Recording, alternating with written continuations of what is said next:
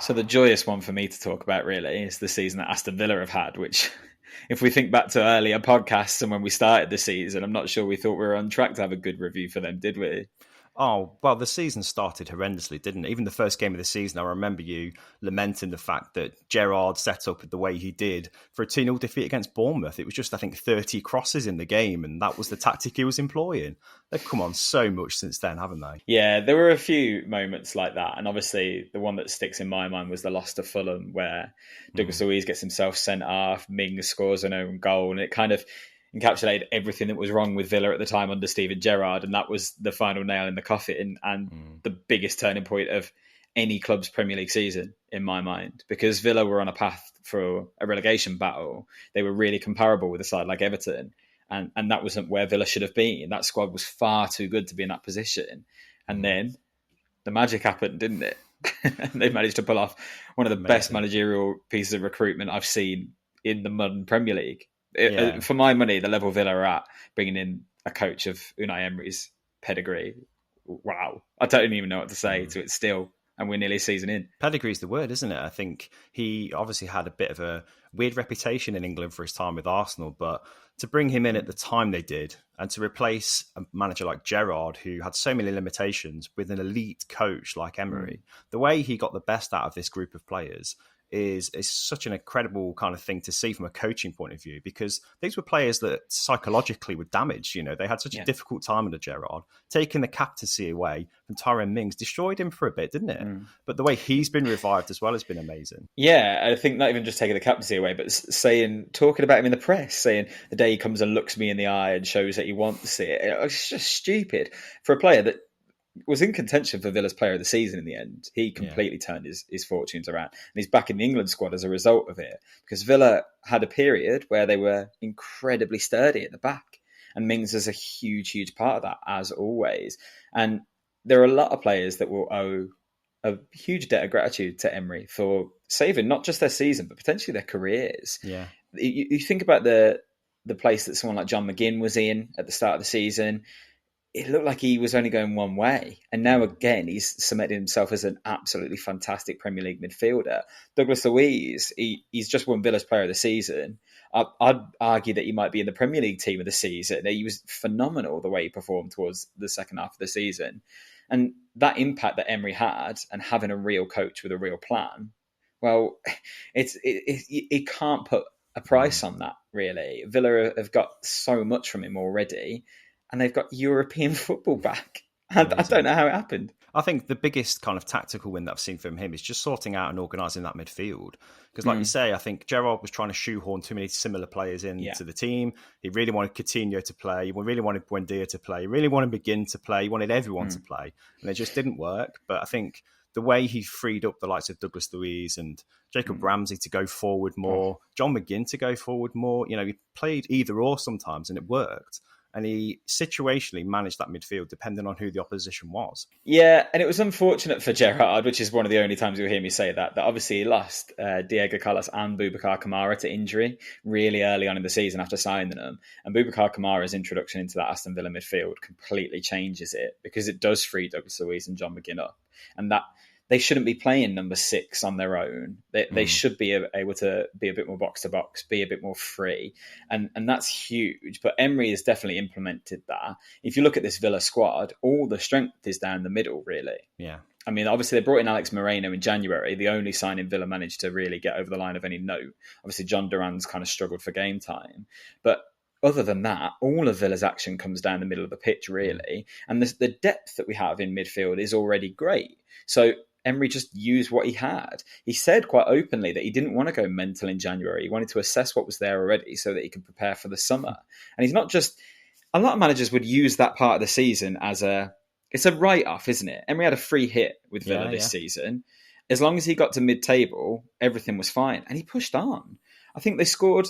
Was it 21 games in a row after Emery was appointed?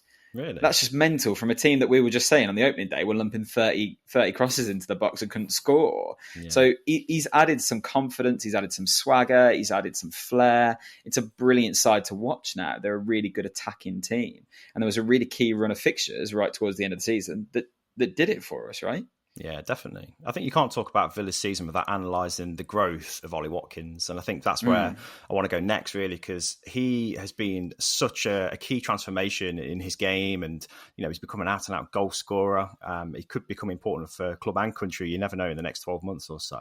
But how did Watkins' game change once Emery took over? He became more of a striker, and I think other players stepping their performances up around him enabled him to do what he's good at, because he's always been a striker. He's always been a finisher. I think he doesn't get enough credit for that. If you look at his numbers at Brentford, we knew this player was in there, but for Villa for a long time, he was basically the only line of attack we had, and he had to do everything on his own. Yeah. He never knew whether he was coming or going, with Danny Ings floating in and out of the squad. And actually, one of the key points of this season was Emery deciding to let Ings go. And that's no 100%. Discredit to what a great player Ings is, but putting that trust in Watkins and saying to him, you are my number 9, now go and play like it.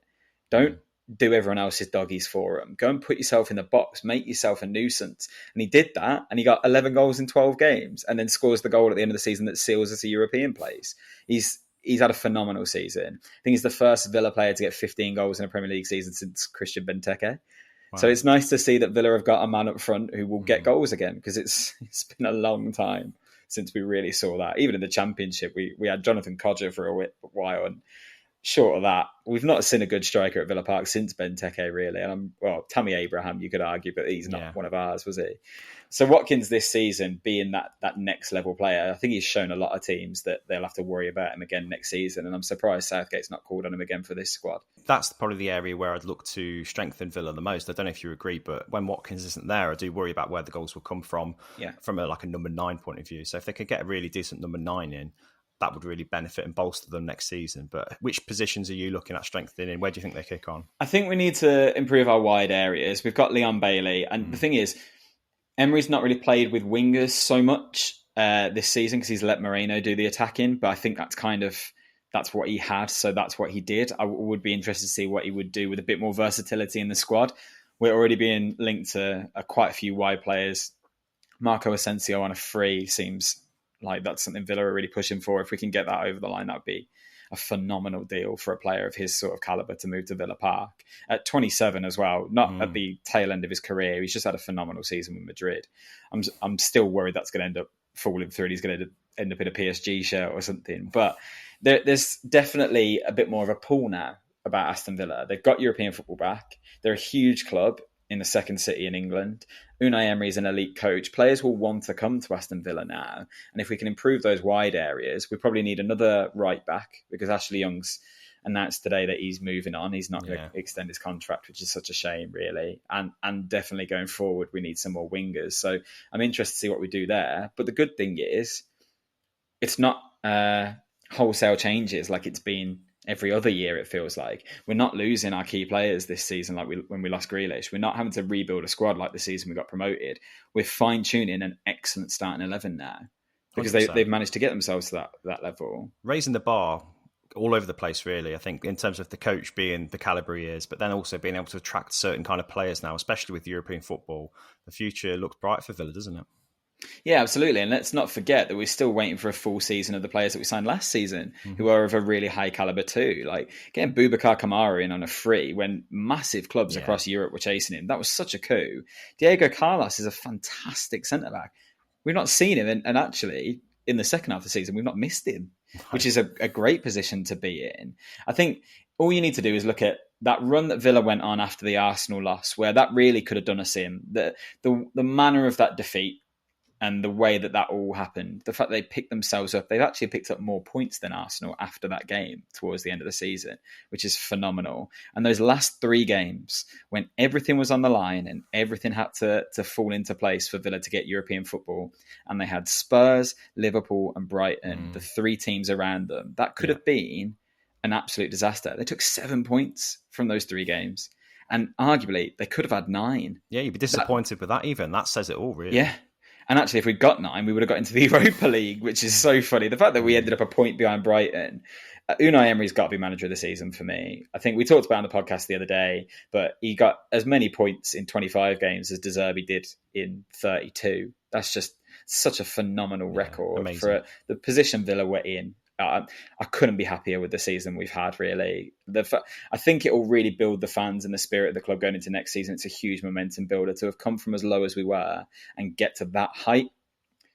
We'll win the Conference League next year.